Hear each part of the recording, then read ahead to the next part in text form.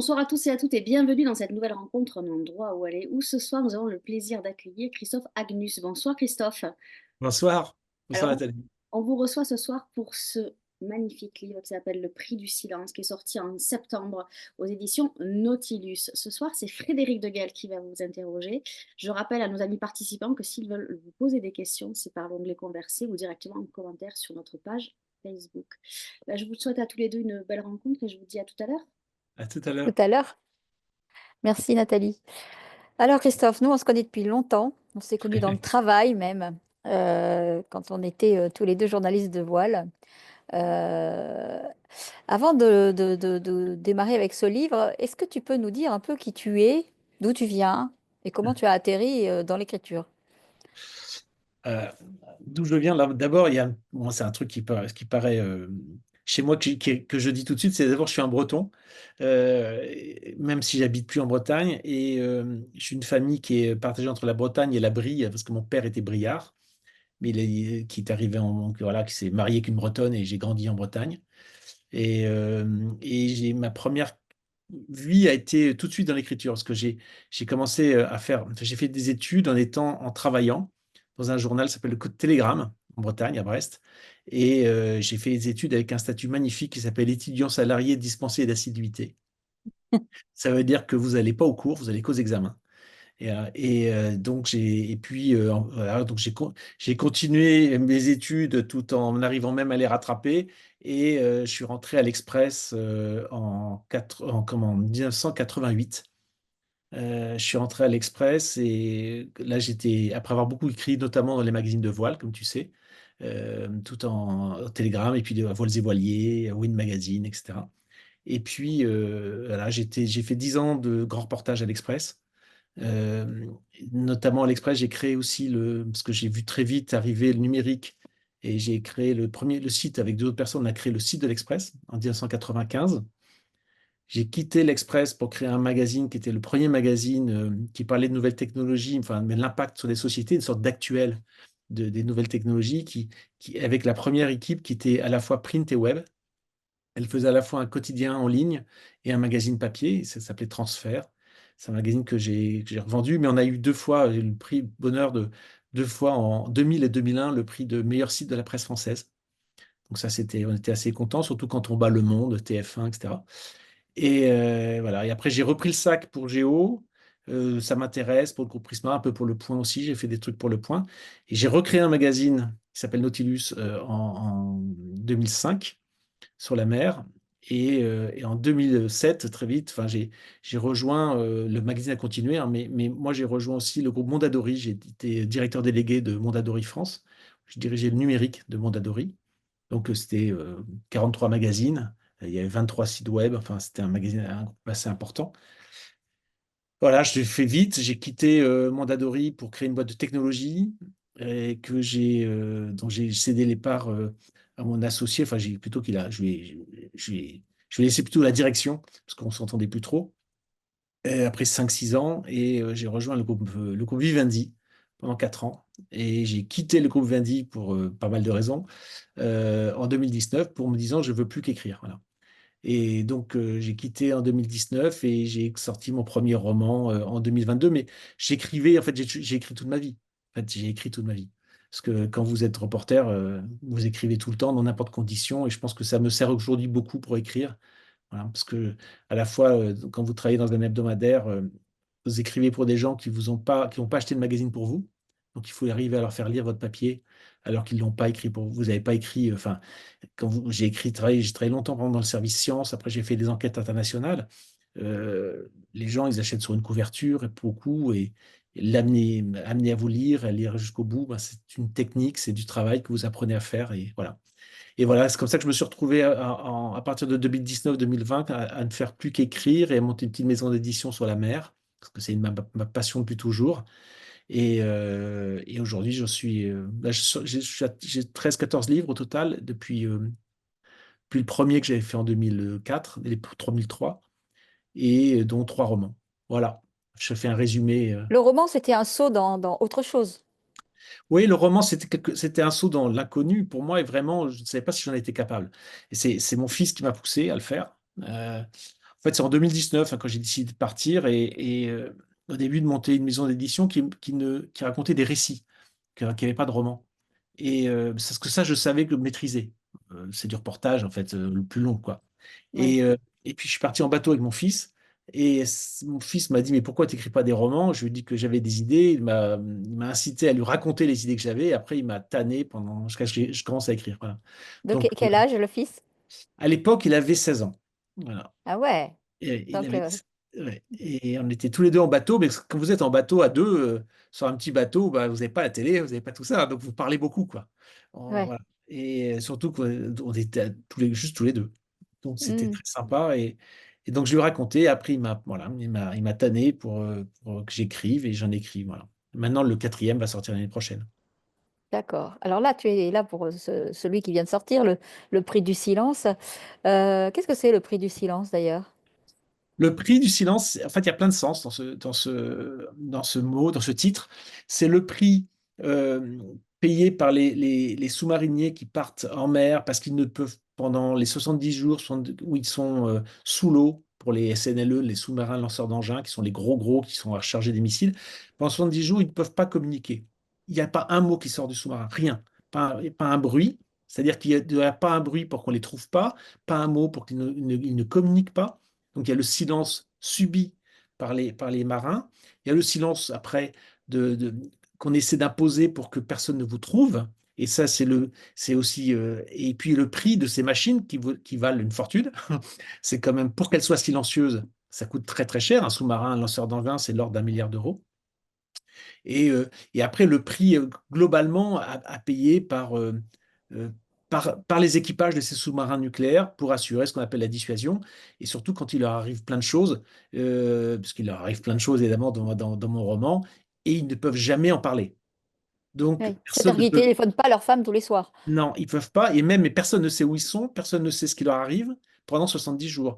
Et donc, ils doivent se débrouiller tout seuls. C'est le prix du silence ils doivent trouver en interne les ressources et les solutions pour tout ce qui peut leur arriver, et même de pire. Et Concrètement, ça veut dire que le sous-marin descend. Qui est au courant de là où il se trouve? personne. Mais, Non, personne. mais C'est-à-dire que à le bord, commandant ils de sont cinq. bord? Voilà. Non, mais à bord, ils sont 4, 5, Ah, 6. Mais c'est tout, sur 115, 110, 115. Et ils sont quatre. Il y a le commandant, il y a son second, évidemment, il y a peut-être un haut d'officier de navigation, et puis des sous-officiers, des officiers mariniers, on appelle ça, de navigation. Point final. Donc ils sont une poignée à savoir où est le sous-marin. Le reste de l'équipage ne sait pas où il est. mais au Euh, gouvernement, par exemple. non, il ne le- sait pas. Ah, Non. donc ils En fait, sont le pas en commandant, mission affrétés, enfin ils sont pas en mission partis pour le. euh, ils assurent ce qu'on appelle la dissuasion nucléaire. Ça veut dire qu'ils doivent disparaître, se diluer. Ils emploient le terme de se diluer dans la mer Jolie. Ils se ce qui est très diluent. clair. Voilà, et ils doivent être invisibles pendant au moins 70 jours en moyenne. Enfin, en moyenne, c'est 70 jours, jusqu'à ce D'accord. qu'on leur donne l'ordre de revenir. Ok. Et parce qu'eux peuvent capter des messages. Mais ils peuvent capter des messages, mais ils n'émettent jamais, pour qu'on ne puisse pas les repérer. Quand Et ils captent, ça, on ne les repère pas. non, parce qu'ils sont statiques, eux, ils ont une antenne qui traîne, qui chope les ondes. Hmm. Voilà, c'est D'accord. tout. Mais à partir du moment où ils n'émettent pas, ils sont silencieux. Ok. Et donc, personne ne sait, le président de la République, le chef d'état-major des armées ne sait pas où ils sont. Ils savent vaguement la zone géographique au sens très large, style Atlantique, Ah par oui, exemple. effectivement, c'est très large. C'est ça, c'est tout. En fait, ils savent, le commandant, quand il plonge, il ouvre une fois en plongée seulement, il ouvre pour ses ordres, il découvre ses ordres qui sont scellés, et les ordres lui donnent une zone géographique de patrouille. Voilà. Ok. Grosse, hein, de cette taille-là, Atlantique Nord, par D'accord. exemple, ou Atlantique Sud. Point final. D'accord. Pacifique, ou machin. Et lui doit patrouiller où il veut là-dedans. Voilà. Où Alors il rien veut. que ça, c'est déjà passionnant. Et alors du coup, dans le prix du silence, que se passe-t-il? Est-ce que tu peux nous raconter, pas le secret, mais en tout cas faire Non. un petit résumé du livre? Oh, bah, je vais donner juste le début. Je vais raconter qu'en fait, ce qui se passe, c'est que c'est un sous-marin donc, il part de Brest, parce que ces sous-marins-là partent de Brest. Alors, je peux le raconter le début, c'est que simplement parce que c'est les 2 premières pages. Vous avez une jeune femme qui regarde le sous-marin partir, parce que quand vous habitez à Brest, vous voyez les sous-marins partir parce qu'ils doivent passer le goulet de Brest qui est pas large. Et il y a toujours beaucoup de bateaux aussi pour le protéger. Donc, comme il y a beaucoup d'immeubles qui le donnent sur la rade de Brest, si vous êtes sur votre balcon, vous voyez le sous-marin passer. Donc, elle voit passer ce sous-marin, on comprend qu'elle a quelqu'un à bord qu'elle connaît bien, voilà, qui ne va pas revenir pendant longtemps, elle sait qu'il va pas revenir longtemps, donc on comprend qu'elle se prépare à un voyage elle-même, et d'ailleurs on l'appelle, elle dit à quelqu'un qu'elle peut pas répondre, parce que, enfin, elle refuse une invitation parce voilà, elle va partir un peu en voyage, et parce qu'il n'est pas là, justement. Il va partir il n'est pas là pendant 2 mois et demi. Voilà. Et puis, juste au moment de partir, elle prend son autre téléphone, un deuxième téléphone qu'elle avait, et elle envoie un message pour dire que le sous-marin était parti, à part qu'elle l'écrit en russe. Voilà. Non, ça sent Et pas bon cette histoire. voilà. Et à partir de là, le sous-marin, lui, se retrouve aussi embarqué avec deux invités qu'il a un prévu et l'autre pas prévu. C'est-à-dire qu'il a un invité à bord qui est un écrivain. Lui, il était prévu. Et on fait embarquer juste avant de disparaître, de plonger, on lui fait embarquer un invité un peu surprise, qui est un ancien ingénieur général de l'armement. Il comprend, le commandant, c'est pas trop, enfin, on lui a demandé de l'embarquer. C'est le chef d'état-major qui lui a demandé de l'embarquer sans poser de questions. Bon. Et donc, ils vont partir en mission, et donc il y aura des tensions intérieures, surtout qu'ils vont assez vite apprendre à bord ce qu'ils n'étaient pas censés apprendre, c'est que un enfin, pas bâtiment, mais un gros bloc de l'armée russe se met aux portes de l'Estonie et D'accord. menace l'Estonie. Et donc, ça change radicalement la mission, puisque quand vous faites une mission tranquille, ben, vous faites une mission tranquille, mais là, parce que là, on vous dit que vous faites une mission où il n'est pas interdit que vous ayez à intervenir et à tirer. Et ça change tout, parce que chez ces marins-là, devoir tirer les missiles nucléaires veut dire aussi que leur famille va mourir et qu'eux vont mourir. Donc, Hmm. psychologiquement, vous n'êtes plus du tout dans les mêmes conditions. Vous êtes, vous avez une tension personnelle qui est très forte, parce que moi, un jour, j'ai demandé à un commandant, si tu reçois de l'ordre de tirer, qu'est-ce que tu fais? Il dit, ben, je tire, c'est notre métier, nous sommes là pour ça, nous sommes là pour garantir la dissuasion. Et donc, si la dissuasion n'a pas marché, ben, l'ultime défense de la France, c'est de tirer pour répondre à une attaque. Et je lui ai demandé ce qui se passait après. Il m'a dit, il s'est marré, il a dit, mais il n'y a pas d'après. Voilà, il n'y a pas C'est-à-dire d'après. que dès qu'on tire, il y a un tir-retour et on meurt. Ben, à partir du moment où vous tirez, c'est-à-dire que il y a des grandes chances que la France soit visée. C'est parce que la France n'est pas du genre à tirer les premiers. C'est pas- Ah, la hmm. France est un pays qui n'est pas offensif, donc elle va tirer pour se défendre. Donc ils savent très bien que si on leur demande de tirer tous leurs missiles, c'est que la France est attaquée. Or, les familles qui sont dans les sous-marins, ils sont très souvent sur trois zones géographiques, hein, Brest, Toulon, Paris, Brest, Toulon, Paris, qui sont des cibles immédiates en cas d'attaque nucléaire. Puisque c'est là D'accord. qu'il y a les. Donc, ils savent que si quelqu'un doit attaquer la France avec des missiles nucléaires, leurs familles seront les premières victimes. Et après, Hmm. une fois que vous avez tiré, vous vous êtes fait repérer à partir du moment où vous tirez. On sait où vous C'est êtes. sûr. Mhm. Et là, vous devenez vous aussi une cible. Voilà. Donc pour eux, d'ailleurs toute leur mission est de ne jamais avoir à tirer. C'est pour Ouais. ça qu'ils essaient D'où d'être. d'être dilué. Voilà. En fait, pour le même commandant, où je lui demandais de définir son métier, sa mission, il disait mon boulot est de permettre que si quelqu'un menace, si un pays étranger menace la France, les politiques puissent leur dire si vous continuez, si vous nous attaquez, vous allez vraiment le regretter, et que cette menace soit crue. Voilà, Hmm. c'est ça. C'est de la dissuasion. Ils sont là pour dissuader toute attaque, pour Alors, dire ça c'est coûterait quand trop cher même d'attaquer la France. la première chose qui vient en t'écoutant, c'est que c'est quand même un roman qu'on peut absolument pas écrire en faisant deux, trois tours sur Internet et hop, je me lance. Ah non, non, c'est un peu compliqué parce qu'il faut. D'abord parce que les sous-marins sont un monde très particulier, un équipage, enfin, une mentalité particulière dans la marine. On les appelle la sous-marinade. C'est un groupe vraiment à part. Ça fait un Et peu soupe, hein? comment? Ça fait un peu soupe, la sous-marinade. La sous-marinade, oui, oui, non, c'est vrai, mais c'est vrai qu'ils s'appellent comme ça. On s'appelle c'est un groupe c'est 2000 personnes à peu près. C'est Ok. tout, c'est pas énorme. Et ils ont un niveau technique assez élevé parce que ce sont des sous-marins extraordinairement techniques. Et ils acceptent, ce sont des gens qui acceptent de partir comme ça et acceptent ce risque, Hmm. acceptent de devoir de disparaître pendant 70 jours, de ne pas parler à leur famille pendant 70 jours, etc., etc. Et pour On assurer imagine qu'il y a beaucoup plus l'invasion. d'hommes que de femmes dans les sous-marins? Alors, il y a des femmes depuis 2014. mais effectivement beaucoup, beaucoup plus d'hommes. Alors, la problématique est que, bah, comme elles sont à bord, enfin, elles sont autorisées à bord que depuis 2014, bah, qu'il faut être volontaire déjà. Donc, il n'y a pas une tradition pour l'instant chez les femmes d'être. Mais il y en a, hein, il y en a. Dans les SNLE, c'est assez facile. C'est des bateaux relativement confortables, sous-marins qui sont grands. Hein. Un SNLE, c'est 138 mètres de long et 3 étages. Donc, vous avez un bâtiment qui est grand où les gens sont bien logés, enfin relativement bien logés. Donc, il n'y a pas de problème. Sur les SNA, qui sont des sous-marins plus petits, c'est plus compliqué. Et donc, ils ont adapté des nouveaux modèles, parce qu'ils voilà, ils changent régulièrement. Enfin, tous les 30 ans à peu près, on refait les sous-marins Mhm. évoluent. Et là, ils ont adapté même des postes pour femmes, avec en fait salle de bain, enfin d'eau intégrée, quoi, par exemple. Parce que dans Salle les de bain de anciens, 130 mètres carrés? Non. ah non, non, c'est pas grand, c'est pas grand, c'est pas grand. Dans les SNA, c'est vraiment étroit. C'était un peu le problème parce que dans les SNA, qui sont les sous-marins d'attaque, qui sont beaucoup, beaucoup plus spartiates, même en étant quand même un peu confortable, mais ben, relativement confortable. Confortable, ça veut dire quoi? Il y a des cabines ou alors on Non, est il n'y a pas de vraiment cabine. dans des couchettes Ouais, ils sont des couchettes, c'est comme cercueil? dans, ouais, ils sont des sortes de couchettes cercueil dans les SNA, et il n'y a pas vraiment de cabine. D'ailleurs, le seul qui a une cabine seul, c'est le commandant. Normal. Le commandant second et le chef, ce qu'on appelle le chef, qui est l'ingénieur mécanicien, l'ingénieur du bord, ils sont ensemble dans une cabine à deux.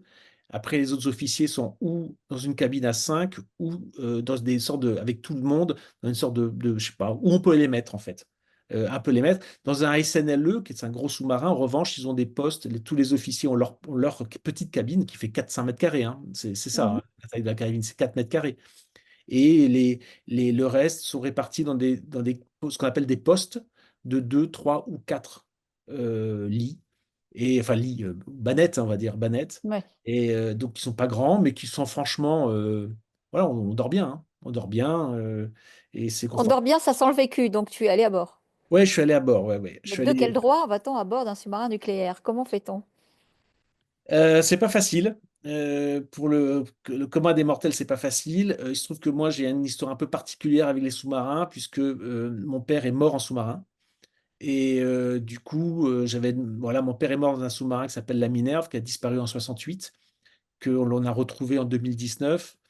Et après on s'est battu avec un Hervé Fauve, qui est le fils du commandant, et puis d'autres personnes, on s'est battu pour qu'ils reprennent les recherches. Et la marine a repris les recherches en 2019 et l'a retrouvé. Et du coup, j'ai Qu'est-ce demandé qu'on retrouve quand on retrouve un sous-marin qui s'est perdu? des morceaux. Voilà. Parce qu'il a D'accord. implosé. Il a implosé. Il est en milliers de morceaux qui sont répartis sur 300 mètres de diamètre par 2235 mètres de fond, à peu près 35-40 km au large de Toulon. Est-ce que il a été attaqué ou est-ce qu'il y a eu Non, un problème technique? ni l'un ni l'autre. D'après on a pu replonger grâce à un milliardaire américain qui nous a prêté son bateau sur sous-marin. Et on a replongé dessus. On a demandé à un expert de plonger, de passer des heures au fond pour essayer de trouver une solution, une raison. Et lui est arrivé avec une conclusion dont il est à peu près convaincu, même si bon, on n'aura jamais la certitude puisqu'on n'y était pas, que le sous-marin a été abordé quand il était en très léger début de plongée. C'est-à-dire que le sous-marin était à quelques mètres sous l'eau. Il y a un cargo, il y avait une très très mauvaise météo ce jour-là, donc les très mauvaises visibilités. En plus, c'est en pleine nuit, c'est arrivé un peu avant 8 heures du matin, en janvier, donc il faisait nuit. Et on pense qu'un cargo a frappé juste le haut du sous-marin, vraiment le haut, mais a ouvert un appareil qu'on appelle le schnorchel, qui a créé une voie d'eau très importante, qui a dû faire rentrer, d'après ses calculs, il m'a dit, c'est 12 tonnes d'eau qui rentrent en 15 secondes et après qui coupe le moteur, parce que ça éteint voilà, ça coupe le moteur électrique, parce que l'eau arrive notamment sur le moteur directement, et parce que non, c'est de l'air qui doit arriver, donc c'est pas de l'eau. Et par ce tuyau, normalement, c'est de l'air, là, bon, ben, quand il le coupe, il s'est fait couper, ben, et après, le sous-marin s'est chargé et est parti en marche arrière, sans doute, en se chargeant de plus en plus d'eau, il accélérant, et 45 secondes à peu près plus tard, il était vers 600 mètres de profondeur, et là, il a implosé. Voilà. Et D'accord. donc là, c'est des morceaux que vous avez. Voilà, c'est des milliers, des centaines de milliers de morceaux. Et, pour l'équipage, 52 hommes à bord, ça a été une mort immédiate, instantanée. Et Est-ce que c'est cette histoire personnelle qui a déterminé que tu écrives ce roman? je pense que bah, c'est cette histoire qui a fait que j'ai demandé à plonger, parce que je voulais savoir ce qui plaisait à mon père dans ces sous-marins. Ce qui m'a permis de faire une première plongée de 3-4 jours dans un sous-marin qui s'appelle un SNA, qui s'appelle le Casabianca en Méditerranée. Et j'ai beaucoup apprécié la plongée, la rencontre, les discussions avec les hommes, enfin vraiment, vraiment beaucoup apprécié ça. Et du coup, c'est là que l'idée du roman est venue. Et d'autant que j'avais une idée d'un ami qui voulait que j'écrive un long texte pour lui dans un très beau livre de photos qu'il allait faire. Et on a conclu assez vite qu'un très long texte dans un grand livre de photos, ça n'avait pas de sens et qu'on allait faire deux livres ensemble, enfin 2 livres sur le même thème. Lui allait traiter les sous-marins à sa façon, par des photos, et moi Mhm. allant traiter les sous-marins à ma façon, donc par un roman. Et donc j'ai demandé à ce moment-là plonger une seconde fois, mais en SNLE, donc sous-marin lanceur d'engins, les gros, euh, pour, euh, pour pouvoir comprendre cette eau, parce que c'est entre les deux types de sous-marins n'ont pas la même vie, n'ont pas les mêmes missions. Donc j'avais besoin de comprendre les deux. Et j'ai pu plonger une dizaine de jours à bord d'un SNLE.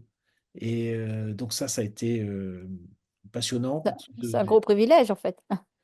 Ouais, ouais, c'est ça, c'est un très gros privilège et c'est rare qu'on puisse plonger aussi longtemps. Il arrive que des Ouais. gens arrivent à plonger 24 heures, voilà, Oui, mais pour les 10 journalistes, jours, c'est ça en général, ouais. voilà, c'est ça, mais 24 10, heures. 10 jours, c'est très rare, ouais. Mais après, j'ai été accepté d'une façon très différente, c'est-à-dire ce que m'ont dit, moi, plein de gens, c'est, ah oui, mais vous, c'est pas pareil, vous êtes de la famille, voilà. Mm. C'est, Est-ce que c'est- c'est vraiment une famille? Est-ce qu'on a ce sentiment-là?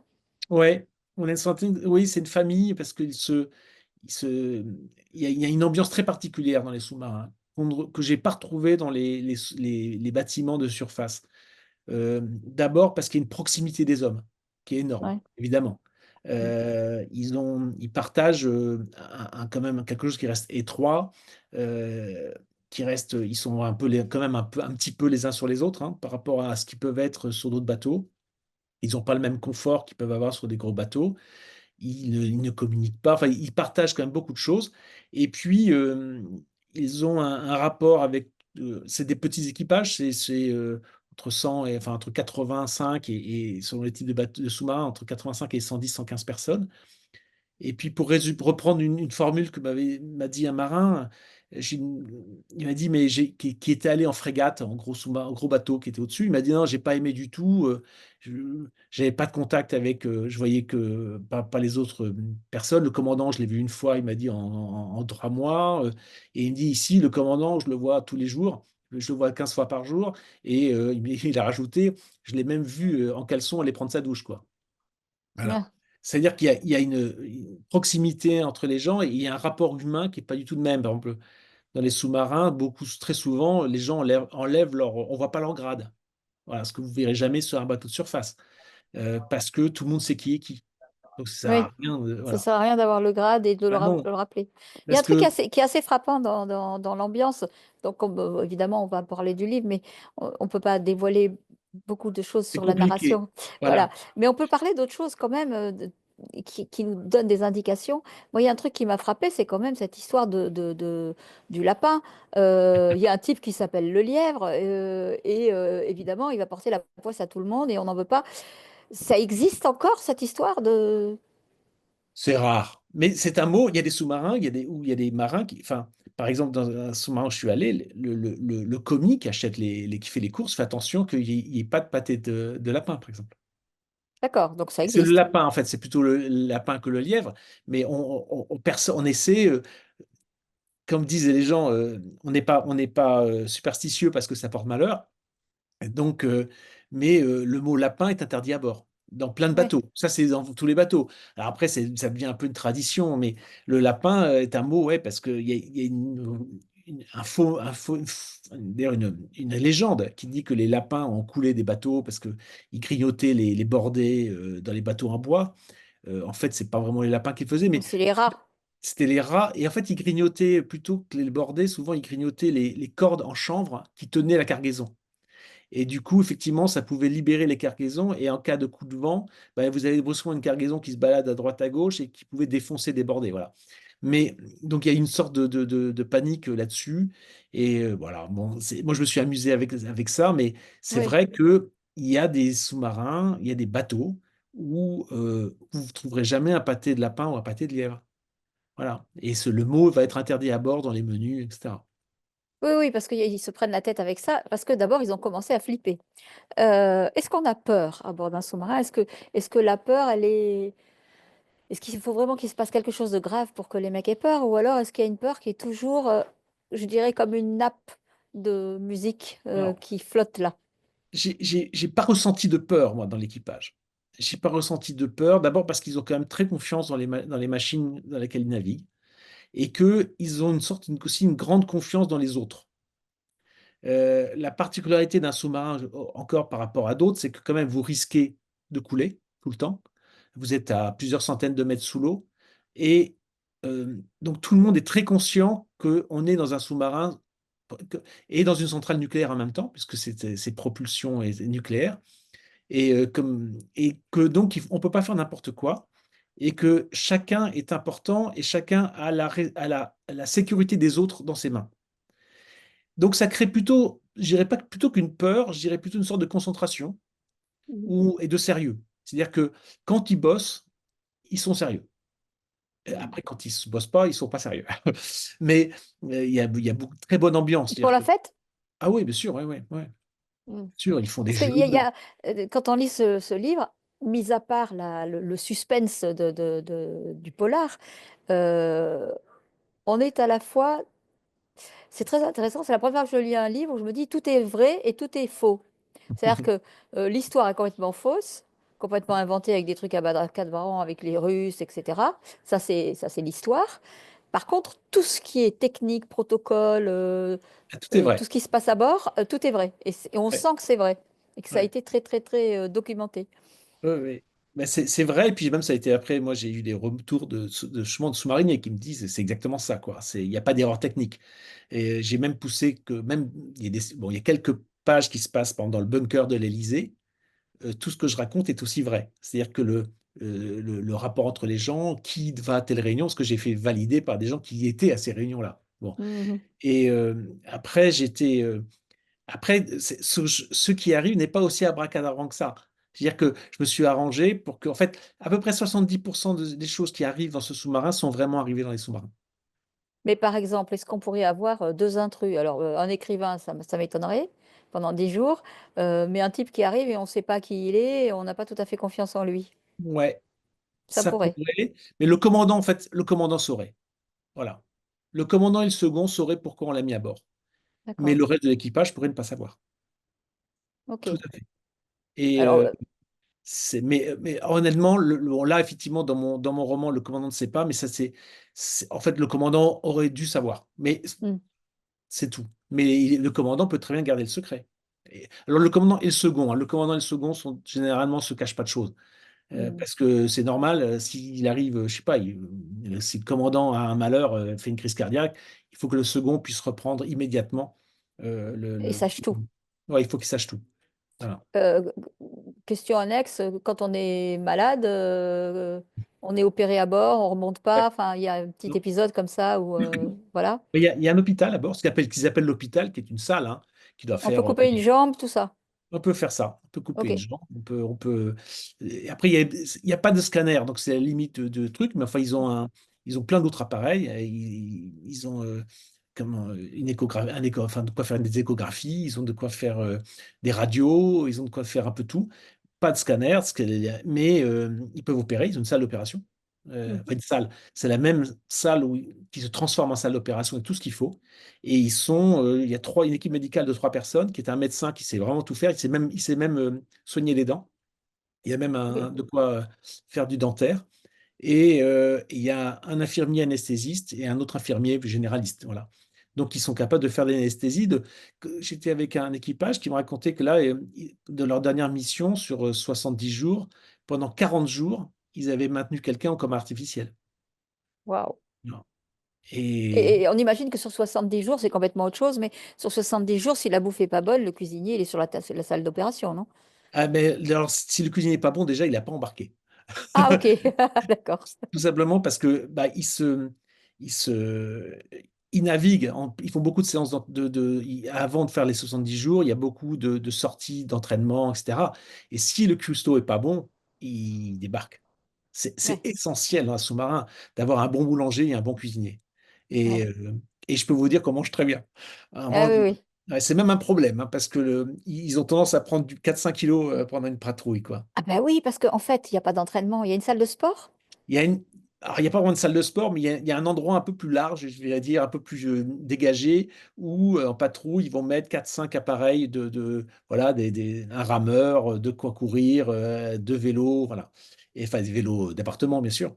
Ouais, Et voilà, ils peuvent mettre un sac de boxe, enfin, je sais pas, des choses comme ça, mais et qui ramassent si jamais il y a un problème.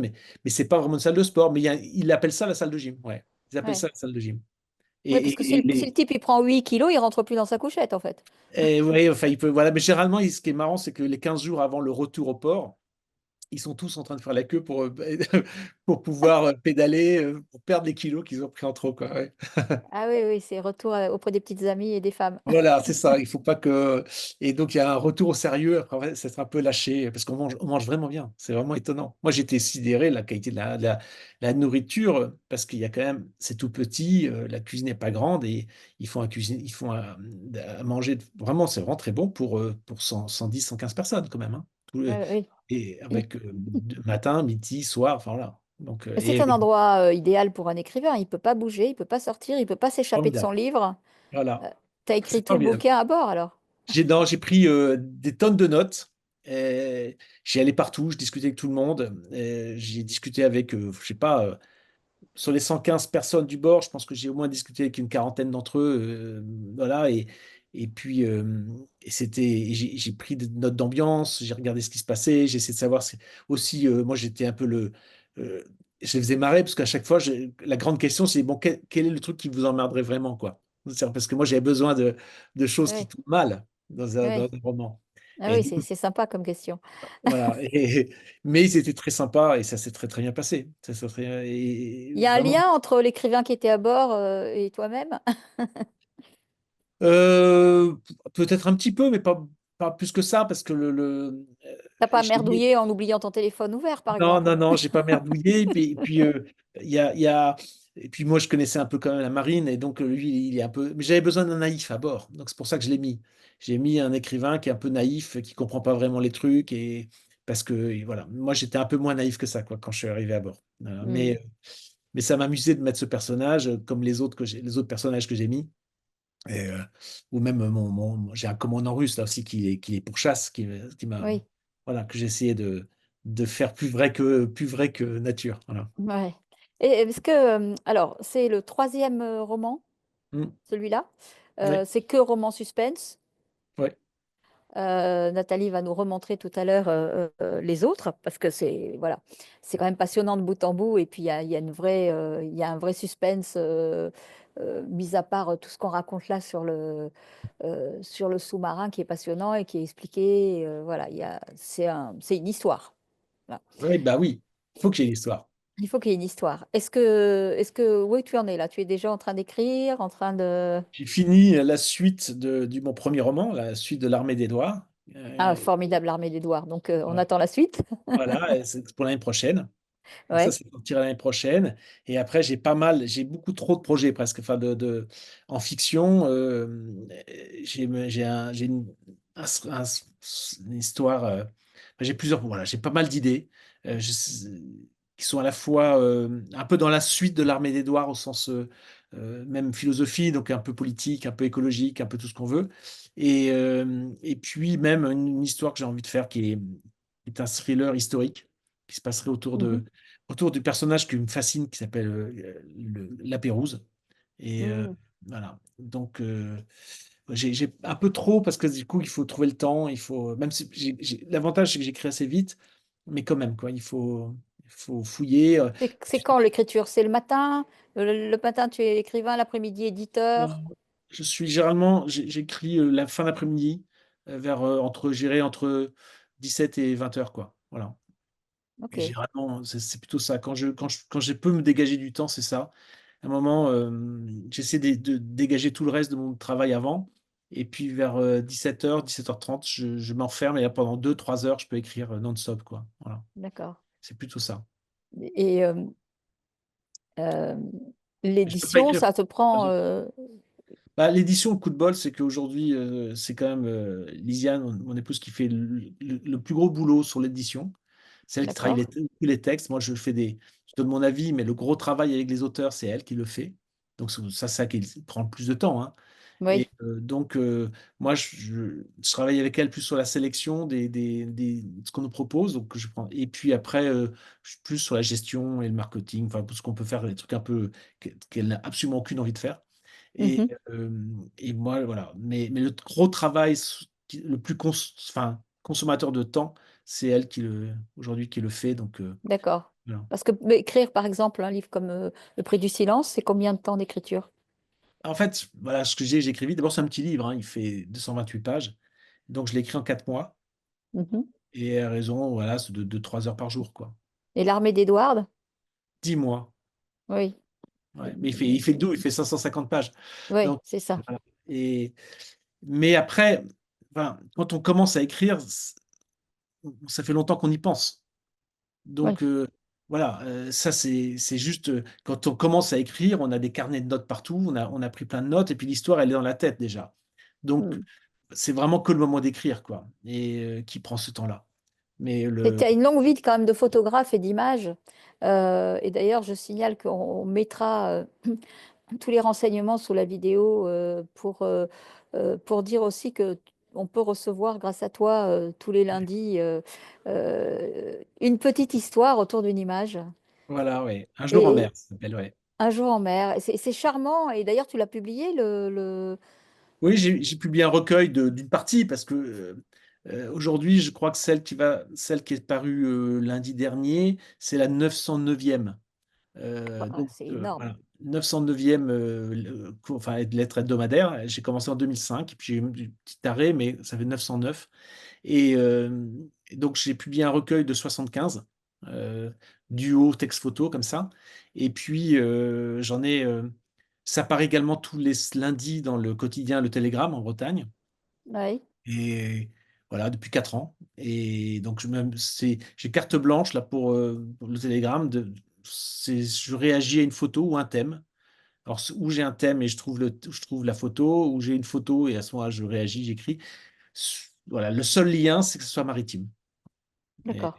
donc, à tous les sens du terme, ça peut être aussi bien de la voile que un cargo, une histoire d'un cargo, que de l'exploration sous-marine, qu'une Ah expert. oui, il y a de la poésie, il y a vraiment de tout. Moi, je la reçois depuis un moment aussi. Et d'ailleurs, pour les 1000, on fait la fête. Ah bah oui, oui, c'est limite, ce sera dans 2 ans, oui, ouais, avec plaisir. Ouais. Dans 2 ans seulement? Ah oui, 48, j'en fais 48 par an. Ah oui, d'accord. Je suis Ah à oui, 909, voilà. ok, Donc, effectivement. dans Donc, 2 ans, on dans sera au 2 bout. ans, on se retrouve pour faire la fête pour les 1000. Exactement.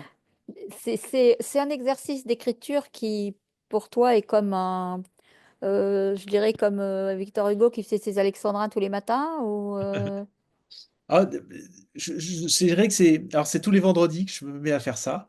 Jeudi ou vendredi, parce que je dois l'envoyer en fait au Télégramme le vendredi, pour que c'est une parution le lundi matin. Et donc, je me suis mis aujourd'hui un rythme qui, ouais, bon, parfois, je ne peux pas le vendredi, donc j'écris le jeudi, mais c'est un exercice qui est assez sympa parce que moi, c'est un plaisir. Je replonge, moi, dans des textes, dans des livres sur la mer. J'essaie de trouver une histoire à raconter à chaque fois. Et c'est- j'habite en Haute-Garonne. Donc, ça permet de rester au contact de la mer alors que je suis en Haute-Garonne, quoi. Voilà. Et de ouais, rester tout le temps en lien avec la mer et de rester curieux sur toutes les histoires maritimes, de plonger, j'irai par procuration quand il y a une espèce qu'on a découvert à 4000 mètres de fond et qu'on ne connaissait pas avant. Donc, ça me permet de continuer à faire ça. Et puis j'adore la mer. Donc, on a le bonheur, c'est ce privilège extraordinaire de pouvoir continuer à apprendre en permanence. Et donc, je ne veux pas m'en priver. Voilà. mm. Et puis, Oui, j'adore partager ça. d'ailleurs, à ce propos de mer, de breton, il n'y a pas une petite trahison là qui se profile à l'horizon avec un magazine qui serait plutôt montagnard? Oui, en fait, on est avec un groupe, tout un groupe de gens dans les Pyrénées. Nous sommes en négociation effectivement avec le groupe Bayard pour reprendre le titre Pyrénées Magazine. Et donc, je prendrai la direction du magazine, mais pas la rédaction en chef, hein. La rédaction en chef ne changerait pas. Mais en tout cas la direction. Et pour moi, après, les Pyrénées, c'est une montagne entre deux mers. Donc, Oh, bien sûr. voilà. Comme le vin indique, quoi, l'entre-deux-mers. Voilà, c'est ça. Et donc, il y a quand même de la mer. Et puis, c'est un lien, c'est une cicatrice. Ce que je disais, les Pyrénées, c'est une cicatrice dans la création de la Méditerranée. Quand le bloc s'est fermé, hein, la péninsule ibérique s'est claquée contre l'Europe, elle a créé les Pyrénées. Donc, c'est la cicatrice entre deux mers. Mais, c'est pas une trahison parce que je trouve qu'il y a beaucoup de liens Non. entre la mer et la montagne. Oui, les Énormément. marins et les montagnards, c'est les mêmes d'ailleurs, des grands taiseux. Voilà, comme on voit. Tu vois qu'on parle de trahison, notre libraire criminologue reparaît tout de suite. Je vais montrer, le voilà. C'est le livre aux 11 prix, parce qu'il a eu 11 prix, ce livre, quand même. Mine de rien, c'est un truc de dingue. Moi, j'avais jamais lu un truc pareil. Donc, je vous conseille vraiment d'aller acheter ça ou d'aller en bibliothèque si vous ne le trouvez pas chez votre libraire. Ça. Et le deuxième, il est là. Le voilà. Là, on est complètement différents, mais c'est intéressant aussi de savoir qu'un écrivain peut résoudre certaines énigmes. Ouais. Et Et puis il y a alors, quand même de la mer dedans. voilà, Oui, le il y prix a du de la silence, il mer. a eu un prix aussi. Il a eu un prix, Oui, oui. Le prix oui, de la oui, il a tout Equinox, c'est ça? le prix d'Equinox, plume d'Equinox, et je sais qu'il est en finale sur 5 ou 6 autres prix. Et 5 ou 6 autres? Waouh! ouais, ouais, ouais, et donc ça fait plaisir. Et puis bon, ça sera du 2025 parce que mais les gens, j'ai appris que voilà, par exemple que ça m'a fait plaisir. Le prix des gens de mer, c'est la présidente du jury qui a demandé qu'il soit dans la sélection finale. Donc la présidente du jury étant Isabelle Autissier, ça fait plaisir. Ouais. Et je sais j'ai eu des demandes et il y a un prix où j'avais été 2 fois en finale et ils ont demandé à l'avoir, à le recevoir. C'est le prix Michel Lebrun. Oui, c'est Michel Lebrun, prix de Polar. Et puis je sais que voilà, il y a pas mal d'autres prix maritimes aussi, mais prix de Polar ou maritime quoi. Donc j'attends de ça. D'accord. Mais ça sera 2025 parce que le livre vient de sortir, il faut lui laisser un peu de temps. Il n'a pas fait comme un sous-marin, il n'est pas invisible, donc. Non, Non, c'est non, ça. ça fait plaisir parce que là, j'ai regardé il n'y a pas très longtemps, j'étais dans les 30 meilleures ventes de polar de la Fnac. Bon, Ouais. ça fait toujours plaisir, surtout que j'étais devant Bernard Minier. Donc, Ah, mais c'est ça Ouais, surtout. c'est Être ça. devant voilà. Bernard Minier, c'est ça qui est important. Non, écoute, le livre part bien. Alors, évidemment, dans ma librairie fétiche en Bretagne, ce qui est la librairie Dialogue à Brest, cartonne parce que voilà. Et ça, de toute façon, ils avaient déjà cartonné avec l'Armée d'Édouard Dialogue, parce qu'ils ont vendu plus de 1200 exemplaires de l'Armée d'Édouard. Ah oui, Et là, je crois qu'ils ont passé les 300 exemplaires du Prix du Silence en 2 mois, donc C'est c'est pas pas mal. mal. magnifique. Ouais, c'est pas mal. Alors, Moi, je ces voudrais questions. rebondir parce que avant de poser des questions, quand j'ai lu votre livre, Christophe, je venais de voir le reportage de Fred Chéneau, qui est ce cuisinier, qui a sorti une série, je ne sais pas si vous l'avez vu, Hors de portée. Il va cuisiner justement dans le Terrible, qui est un sous-marin Ah, à portée nucléaire. Donc, ça ouais. a pris tout son sens de vous avoir lu et d'avoir vu après qu'il a interprété comme vous un de vos personnages. Donc, oui, effectivement, il y a des questions qui sont arrivées. Et la première, c'est Claude, une habituée qui la pose. Comment est recruté le personnel d'un sous-marin? D'abord, en fait, il est d'abord volontaire. Donc, d'abord, il faut que ça soit quelqu'un de la Marine nationale, enfin, qui a été recruté d'abord dans la Marine nationale. Généralement, c'est des gens qui ont des compétences techniques ou qui ont un potentiel pour les acquérir. C'est-à-dire que la marine forme énormément de gens. Et après, il faut être volontaire sous-marin. Et vous avez quand même un petit test psychologique et physique. C'est pas que ce soit dur physiquement, hein, du tout, hein, c'est pas du tout dur. Franchement, il y a zéro effort particulier. C'est même plus confortable qu'un bâtiment de surface parce que ça bouge pas. Une fois que ça a plongé, c'est un ponton.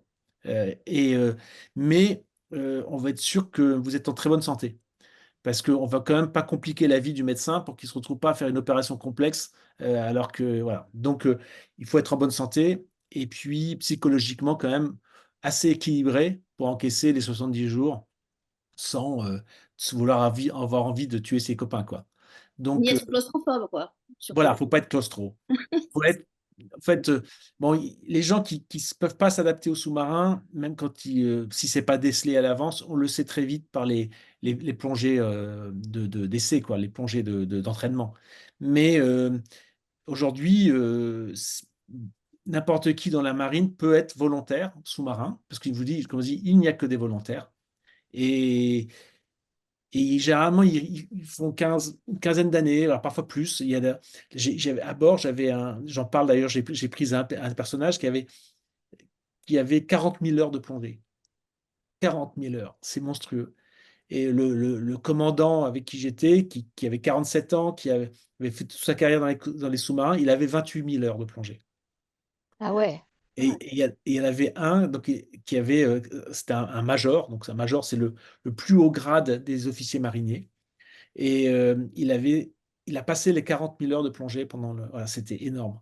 Et je lui demandais, mais vous arrêtez quand? Il m'a dit, mais je m'arrêterai quand ils m'arrêteront. Voilà. Et Ok. Il est lui, resté au fond, lui. et il adorait trop ça, il aimait trop ça. Et il avait 50 ans, donc il approchait de l'âge comme un peu limite pour normalement. Mais voilà. Mais donc les recrutements, c'est ça, il faut être. Ce sont quasiment tous des métiers techniques, hein. Mais les métiers techniques peuvent être acquis au sein de la marine. Voilà. Alors Nicolas, lui, revient sur la présence du romancier qui soulève la question de la vérité et de la fiction. Avez-vous utilisé ce personnage pour jouer cette idée ou pour brouiller les lignes entre ce qui est raconté et ce qui est réel? Non, j'ai fait parce que je voulais, vous voyez, je disais, j'avais besoin d'un naïf. J'avais besoin de quelqu'un qui pose les questions idiotes, quelqu'un qui comprenne pas toujours ce qui se passe. Et donc, c'était ce personnage-là. Ça permettait d'aborder des sujets que quelqu'un expert sous-marin n'aurait jamais parlé de ça. Voilà. Donc c'est C'était le plus lecteur, en ça. fait. Ouais, c'est ça, c'est le lecteur. C'est le lecteur que j'embarque à bord. Et voilà, ça m'amusait d'avoir ce personnage. Et puis après, je me suis amusé à faire un gros clin d'œil à un auteur qui existe, puisque mon personnage s'appelle Éric Farguestan. Et ceux qui ont lu Le Rivage des Sirtes vont comprendre, puisque il y a deux pouvoirs qui s'opposent dans Le Rivage des Sirtes. D'un côté, les Farguestan et de l'autre, les Orsena. Voilà. Mm. Donc, je me suis amusé à faire un clin d'œil. Ouais, bien sûr. Alors Céline, elle dit, le silence est une règle d'or dans un sous-marin. Comment avez-vous utilisé cette contrainte pour renforcer les tensions narratives et dramatiques? Alors, ben justement, j'ai utilisé parce qu'à un moment, ils vont être obligés de rompre un peu de silence et ça va leur poser des problèmes déjà. Et ils vont être obligés, ils n'auront pas le choix de le faire, de faire ce qu'ils vont faire. Ils vont faire une opération particulière qui va faire un peu de bruit. Et après, alors, le silence est une règle d'or relative, c'est-à-dire que à bord, c'est pas très silencieux. Bon, les gens ne partent pas en criant dans tous les sens, hein, mais quand vous avez des appels à la radio, enfin au micro qui est d'information qui est tout le sous-marin entend, tout le sous-marin entend. Le commandant va faire une alerte, va parler, va faire une alerte, par exemple. Avant de plonger, on fait une alerte, c'est le poste de combat. Tout le monde, bon, c'est du bruit. Euh, Seulement, on évite de claquer les portes, par exemple, parce que c'est un bruit sourd, soudain. Et ça, c'est un bruit qui peut se repérer de l'extérieur. Les On peut sous-marins, claquer les portes? Elles sont pas bien sûr. lourdes, les portes? Non, mais vous avez des portes qui ne sont pas particulièrement lourdes, mais vous pouvez claquer Ouais, en ouais. enfin, donc, il y a des panneaux d'ailleurs qui ne claquent pas les portes parce que enfin, l'ennemi écoute, quoi. Et donc, on ferme une porte, on ne la claque pas. Mais moi, j'ai utilisé ça plus à des moments clés où on savait qu'il fallait être silencieux et on était obligé de rompre le silence. Pour une raison que je ne peux pas raconter, il faut lire. Mais voilà, effectivement, en sachant que, encore une fois, il y a une fête hein, qui se passe. Je veux dire, ils jouent de la musique parfois. Enfin, ils jouent. C'est pas un silence. L'appareil est fait, le sous-marin est fait pour que les bruits internes restent à l'intérieur autant que possible. Mm. C'est construit avec une double coque et tout est sur sa line block pour que tout est sur amortisseur et tout est fait pour que les bruits restent à l'intérieur.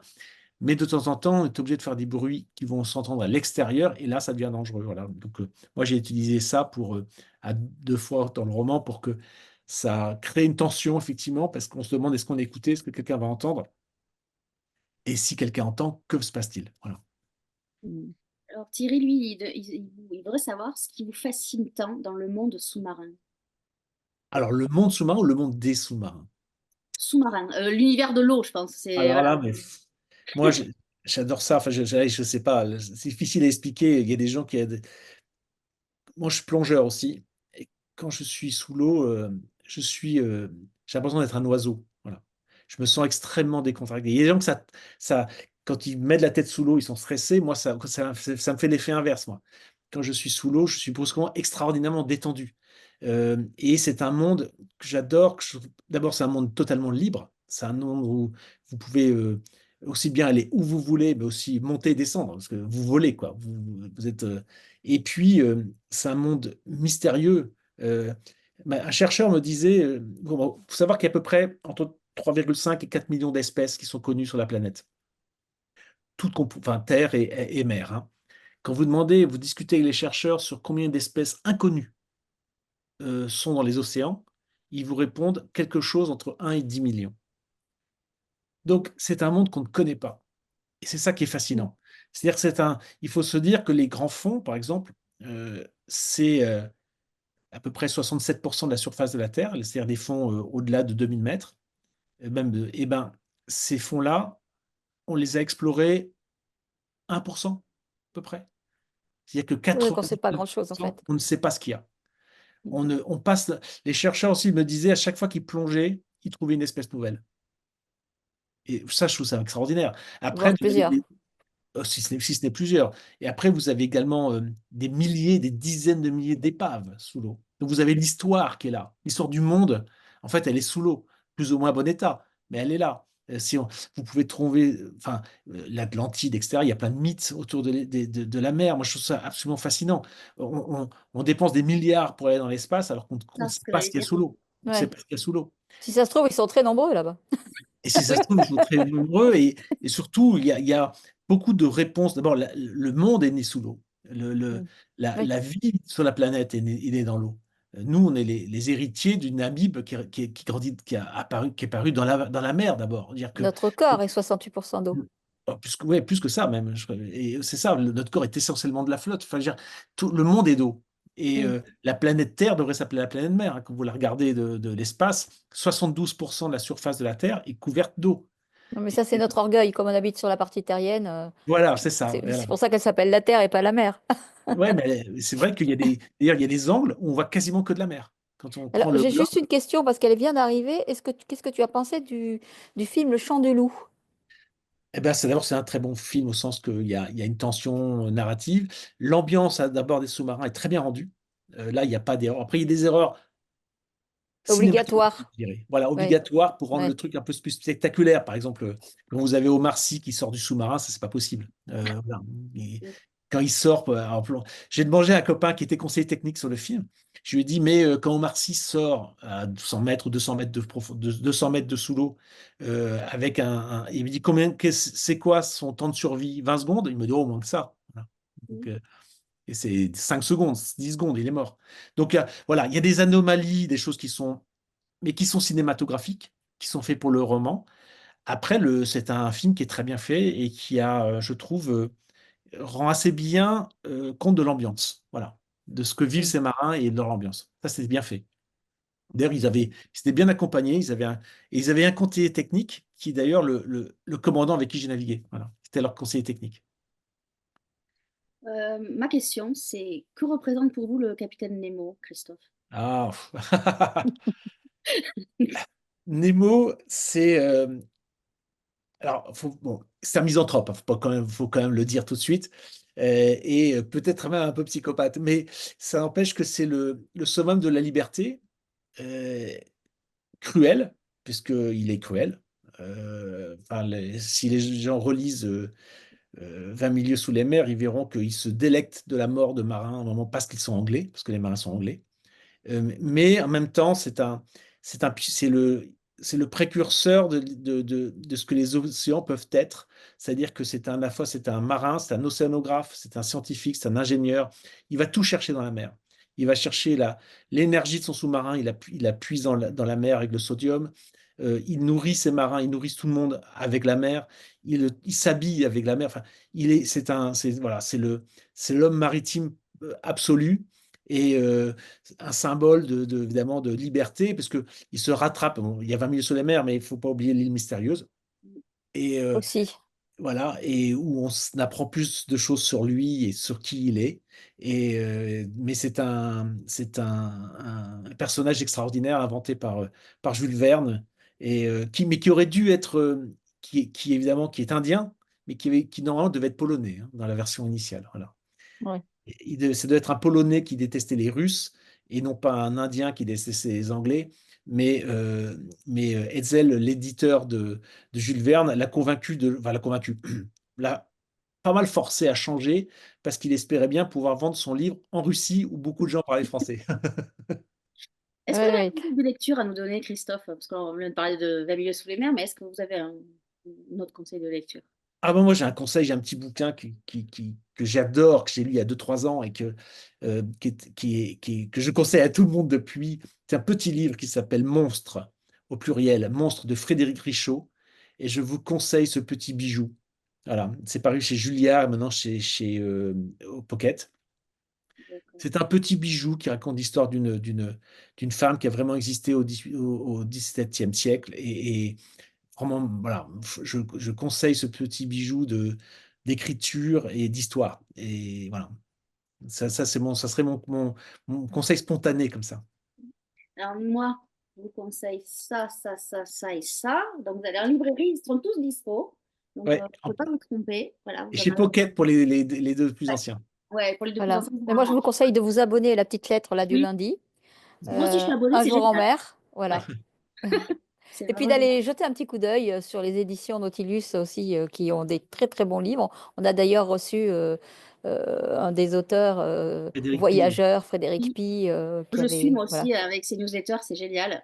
Mhm. voilà. Avec sa moto, il est toujours par bons et par vous. Donc on remettra, si vous voulez vous abonner à la lettre pour la recevoir tous les lundis, je remettrai toutes les coordonnées sous la vidéo. Donc voilà, et puis bon ben, allez en librairie. Euh, Merci pour Voilà. toute cette rencontre passionnante. Merci beaucoup, Et Frédéric. Merci, Nathalie. bonne soirée. Bonne soirée. À bientôt.